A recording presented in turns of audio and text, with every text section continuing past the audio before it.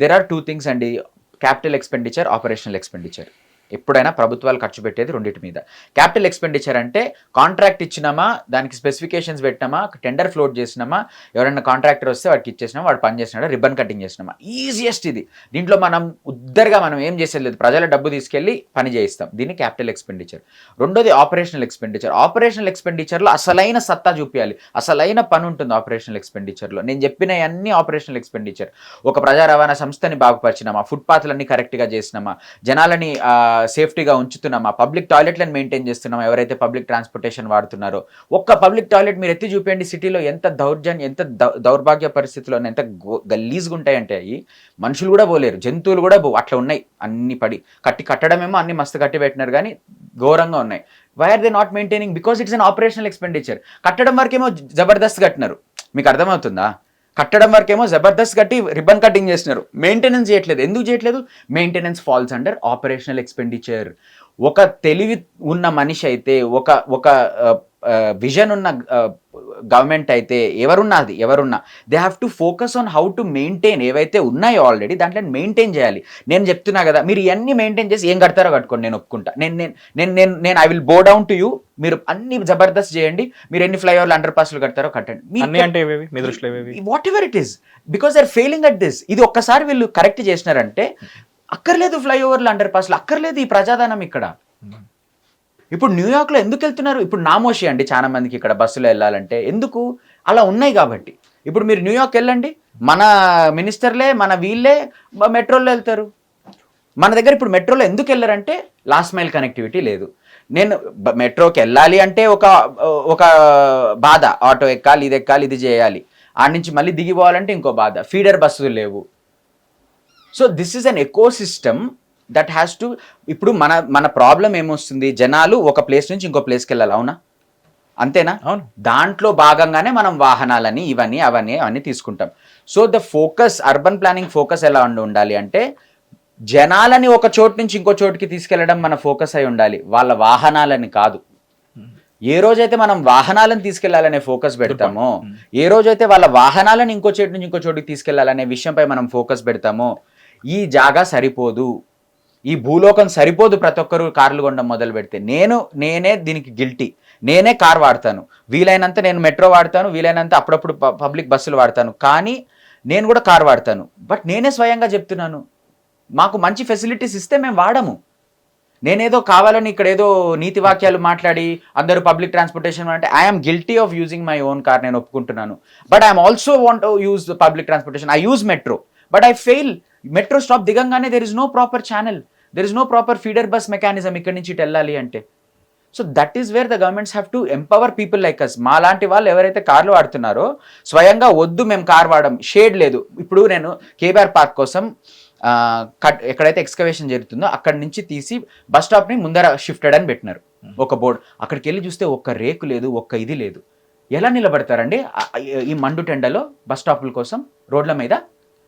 నాకు అర్థం కాదు. ఇన్ని రోజులు ఉన్న చెట్లను కొట్టేసినారు, ఇప్పుడు ఆ చెట్లను కొట్టేయడానికి అని చెప్పి ఉన్న బస్ స్టాప్ల దగ్గర పని జరుగుతుందని చెప్పి బస్ స్టాప్లను ఆపేసినారు. ఇప్పుడు ఎక్కడైతే పని జరుగుతుందో వాళ్ళు వెళ్ళి నిలబడాలంటే కనీసం మేక్ షిఫ్ట్ బస్ స్టాప్ కూడా చేయలేరా మీరు?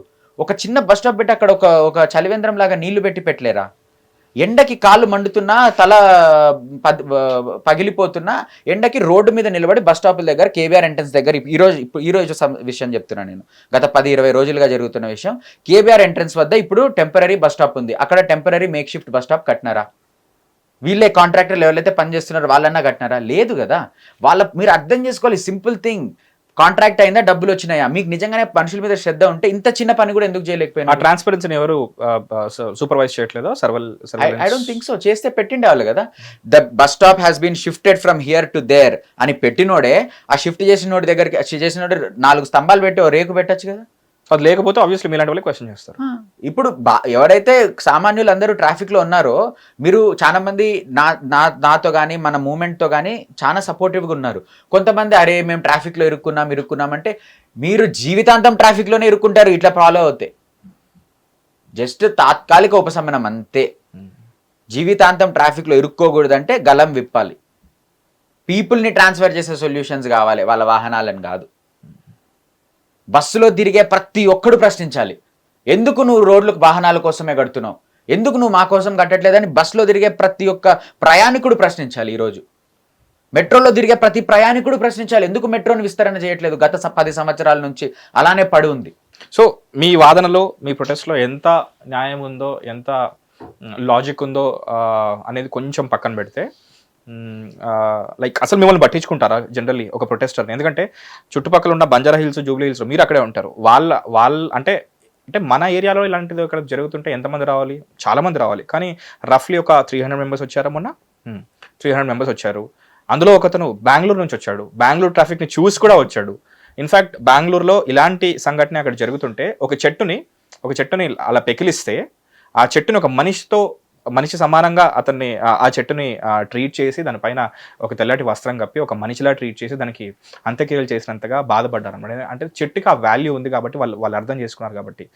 సో ఇంత డీప్గా మన గవర్నమెంట్ ఆలోచించదా లేదా అనేది కొంచెం పక్కన పెడదాం. And recently like good for you, KTR గారు ఒకప్పుడు మేము కూడా ఇలాంటి ప్రాజెక్ట్సే మేము దీన్ని టేక్ ఓవర్ చేద్దాం అనుకున్నాము, కానీ ఇప్పుడు దానికి యాంటీగా ఇదిగో ఇన్ని లాజిక్స్ వచ్చాయి, ఇంత ప్రొటెస్ట్ వస్తుంది, దీనికి యాంటీగా ఎంతమంది ఉన్నారని చెప్పేసి మేము దాన్ని విరమించుకుంటున్నాం అని చెప్పేసి కేటీఆర్ గారు ఇప్పుడు పొద్దున పోస్ట్ పెట్టారు.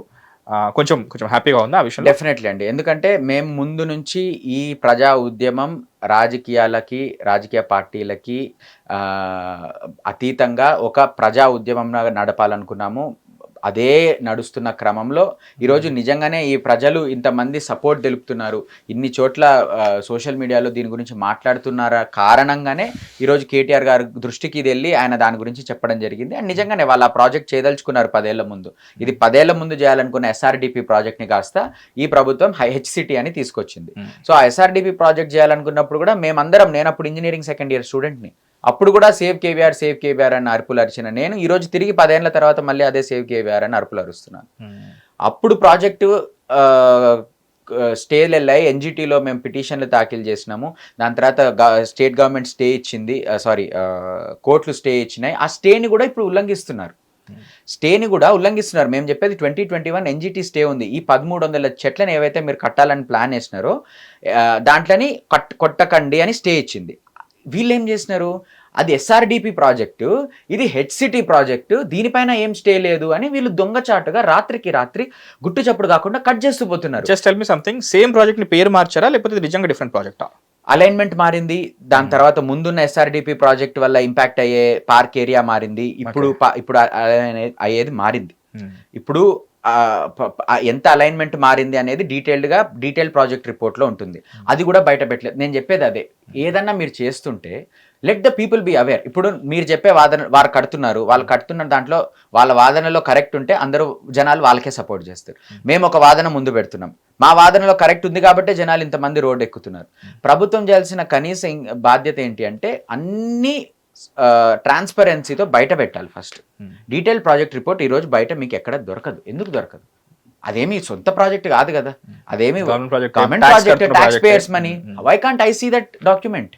Why should I have to go beg the officers నాకు ఇవ్వండి అని? This is pathetic, this is not democracy at all. And environmental impact assessment చేయరు. కోర్టులో దీని గురించి ప్రస్తావన వస్తే మాకు తెలియదు ఏం ప్రాజెక్ట్ జరుగుతుందో అని స్టేట్ వైల్డ్ లైఫ్ వాళ్ళు, ministry of environmental affairs central వాళ్ళు, అరే you got to take suo motu. ఏం జరుగుతుంది మీకు కనపడట్లే? మీ కళ్ళకు కనపడట్లేదా? గంతలు కట్టుకొని ఉన్నారా మీరు? రాత్రికి రాత్రి ప్రొక్లైనర్లు ఒక్కొక్క జంక్షన్ దగ్గర కొట్టి పడేస్తుంటే మాకేం తెలియదు అని ఎట్లా ఊరుకుంటారు మీరు? 1900 చెట్లు, 2000 చెట్లు ఈరోజు నాటితే రేపటికి పెరుగుతాయా 2000 చెట్లు? నేను పుట్టక ముందు నుంచి కూడా ఉన్నవి కొన్ని ఉన్నాయి, నేను పోయిన తర్వాత కూడా ఉంటాయేమో కొన్ని. ఎవరి ఆస్తి కాదు కదా ఇది, ప్రజల ఆస్తి. ఇప్పుడు నీడ విలువ ఎవరికి తెలుస్తుంది?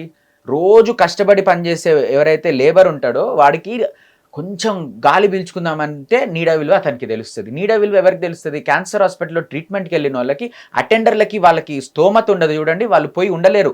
వాళ్ళు లాడ్జ్ తీసుకోనో గెస్ట్ హౌస్లో వాళ్ళు పోయి ఆ చెట్ల కింద కూర్చుంటారు. వాళ్ళకి తెలుస్తుంది నీడ విలువ. ఈ ట్రాఫిక్ పోలీసులు ఎవరైతే ఉన్నారో వాళ్ళకి తెలుస్తుంది నీడ విలువ, ఎండ వచ్చినప్పుడు చెట్టు కింద ఉండడానికి. హిట్ టీవీ యాప్, ఇందులో short news, live news, entertainment shows, movies, digital magazines తో పాటు మీ జిల్లా వార్తలను కూడా ఫ్రీగా చూడొచ్చు. ఇంకెందుకు ఆలస్యం, వెంటనే హిట్ టీవీ యాప్ ని డౌన్లోడ్ చేసుకుని ఫ్రీగా ఎంటర్టైన్మెంట్ పొందండి. Hit TV app, hit TV app, please download hit TV app. Hit TV app ని ఫ్రీగా డౌన్లోడ్ చేసుకొని ఎంజాయ్ చేయండి. మీకు నచ్చిన ఎంటర్టైన్మెంట్ కోసం హిట్ టీవీ యాప్ ని ఫ్రీగా డౌన్లోడ్ చేసుకుని ఎంజాయ్ చేయండి. హిట్ టీవీ యాప్ ని డౌన్లోడ్ చేసుకుని ఆస్వాదించండి, ఆశీర్వదించండి. ఇంతమంది సెలబ్రిటీలు హిట్ టీవీ యాప్ ని డౌన్లోడ్ చేసుకోండి అని చెప్తున్నారంటే ఎంత మంచి యాప్ ఆలోచించండి. అమెరికా అమెరికా అమెరికా అమెరికాలో చదవాలనుకునే వాళ్ళకి విశ్వసనీయమైన పేరు మన శౌర్య కన్సల్టెన్సీ.